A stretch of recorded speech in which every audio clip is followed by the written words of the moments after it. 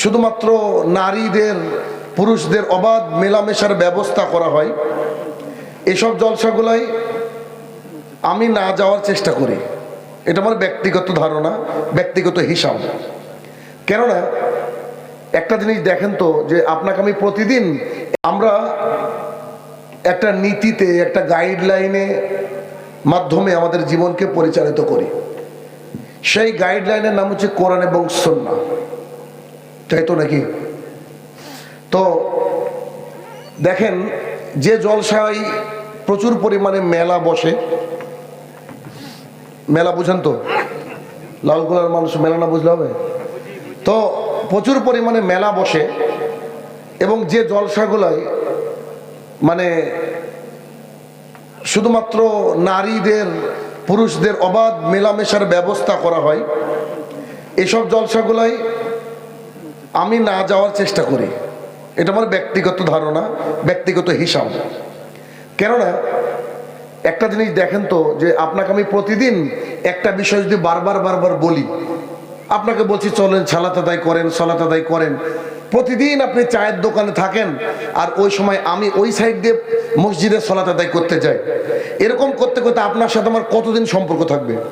1 সপ্তাহ, 2 সপ্তাহ, 1 বছর? 1 বছর থাকাও টাফ।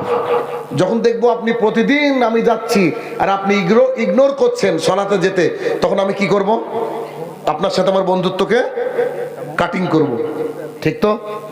আচ্ছা, বিষয় হচ্ছে লালগোলাতে এক সময় ভগবানগুলো এক সময় প্রচুর প্রোগ্রাম করেছে, জানি না আপনারা কেউ জানেন কিনা।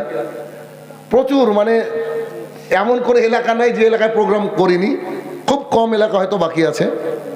মাঝে 2-3 বছর জলসা দিইনি লালগোলা ভগবানগুলো, আমি আর রাহুল। খেয়াল করে দেখেন, মাঝে 2-3 বছর আমাদেরকে পাননি। পেছনে কারণ তো আছেই।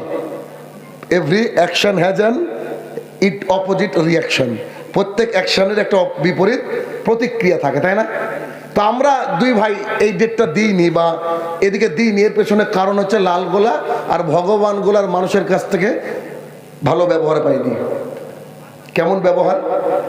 আমি আর রাহুল রাত 12টার পরে 1 মিনিট কোথাও কথা বলেছি, রেকর্ড নাই। এখন বাজছে 11:53। কথা বুঝতে পারছেন আমার? আমি রাহুল আসবেন এটা জানি আগে থেকে, কেননা রাহুলের যে ডেটটা নেওয়া হয়েছে, মানে ওই অতি সন্ন্যাসীতে গাজন নষ্ট, এটা কথা শুনেননি? অনেকগুলা পণ্ডিত থাকলে যা হয়, তো এরকম কিছু ঘটনা ঘটেছে। একজন বলেছে আচ্ছা ডেটটা দিয়েন, আচ্ছা দেখবো ফাঁকা আছে কিনা।